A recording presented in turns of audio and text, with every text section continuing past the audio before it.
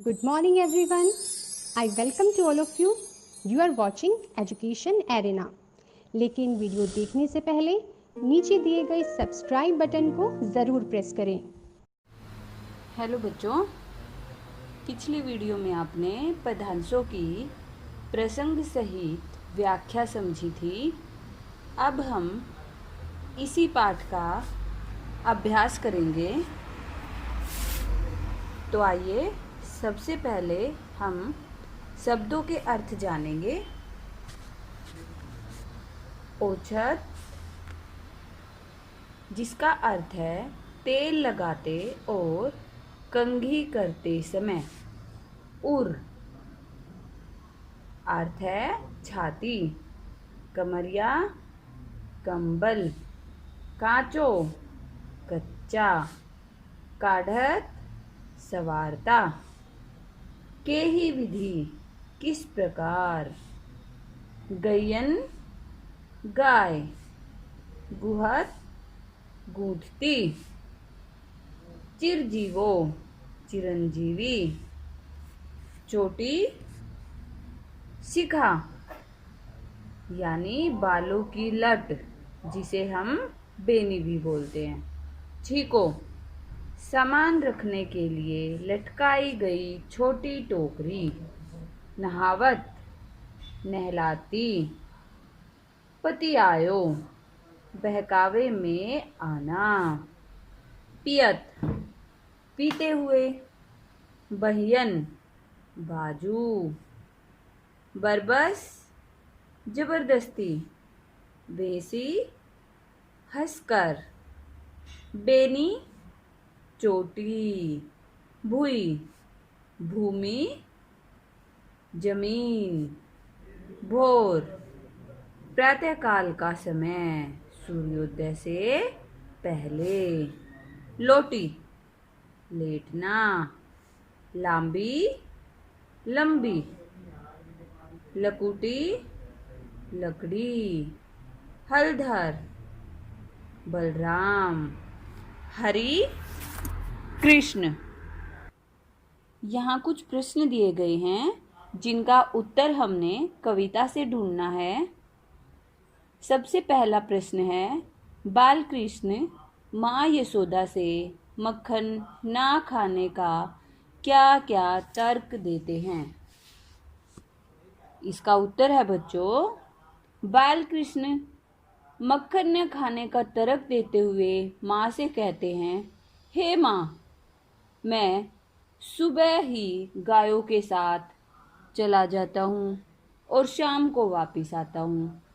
मेरी बाजुएं भी छोटी हैं जो छीके तक नहीं पहुँच सकती।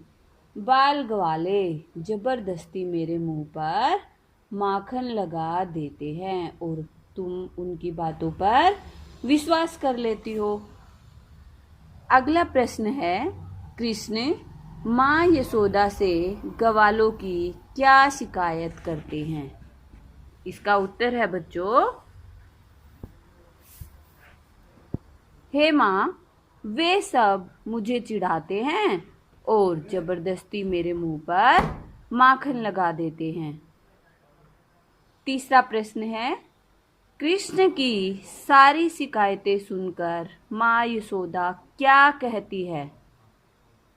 इसका उत्तर है, जब माँ यशोदा कृष्ण की शिकायतें सुनती है तो प्यार से उसे अपने गले लगा लेती है। अगला प्रश्न है, माँ यशोदा कृष्ण को चोटी बढ़ने का क्या उपाय बताती है। इसका उत्तर है, माँ यशोदा कृष्ण को चोटी बढ़ने का उपाय बताते हुए कहती है कि बार बार कच्चा दूध पीने, नहलाने, संवारने और गूंथने से यह नागिन के समान भूमि पर लेटने लगेगी, यानी चोटी बहुत लंबी हो जाएगी। अगला प्रश्न है बच्चों, काचो दूध पियावत पची पची में क्या भाव व्यक्त हुआ है। उत्तर है शिकायत का भाव। अगला प्रश्न है, माँ यशोदा ने श्री कृष्ण को अपने हृदय से क्यों लगा लिया? माँ यशोदा ने श्री कृष्ण को अपने हृदय से क्यों लगा लिया?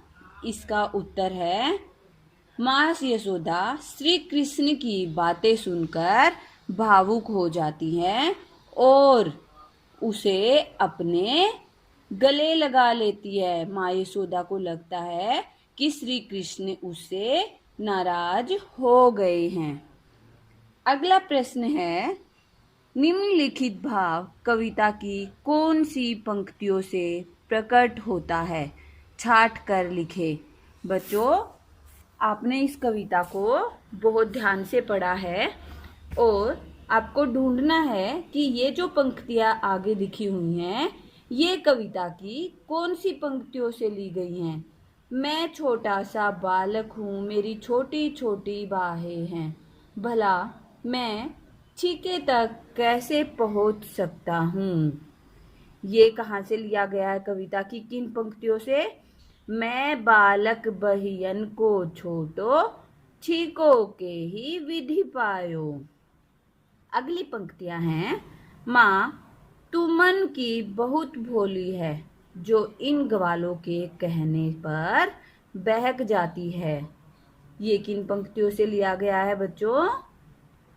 तू जननी मन की अति भोरी, इनके कहे पति आयो। अगला अभ्यास का प्रश्न है बच्चों, आपकी बात। क बालक कृष्ण को मक्खन खाना सबसे अच्छा लगता है। आपको खाने में कौन कौन सी चीजें पसंद हैं? आपको बच्चों जो चीजें खाने में पसंद हैं उनकी सूची बनानी है। ख कृष्ण ग्वालों के साथ खेलते हुए खुशी का अनुभव करते हैं। आप जिन जिन दोस्तों के साथ खेलते हैं उनके नाम याद करते हुए कोई रोचक घटना कक्षा में सुनाओ। ये भी आपको खुद करना है। सबके साथ ऐसी रोचक घटना जरूर होती है, आप भी उसे याद कीजिए और कक्षा में जरूर सुनाइए। अभ्यास में आगे है, कविता से आगे। क गायों को चराते समय श्री कृष्ण बांसुरी बजाते थे। उस समय अन्य ग्वाले क्या करते होंगे? कल्पना करें और बताएं।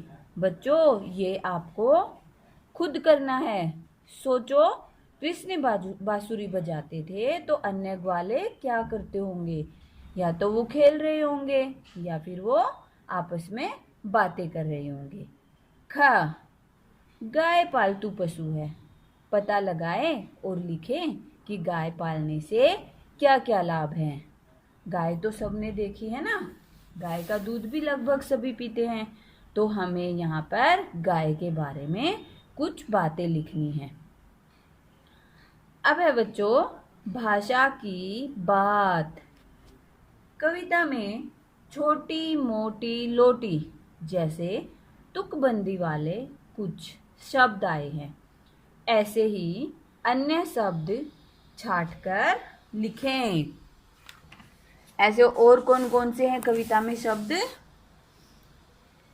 जैसे ग्वाल, बाल, छोटी मोटी, लपटायो, पति आयो, नचायो, आयो पायो, मोरी भोरी, रोटी जोटी चोटी, लगायो खायो पठायो।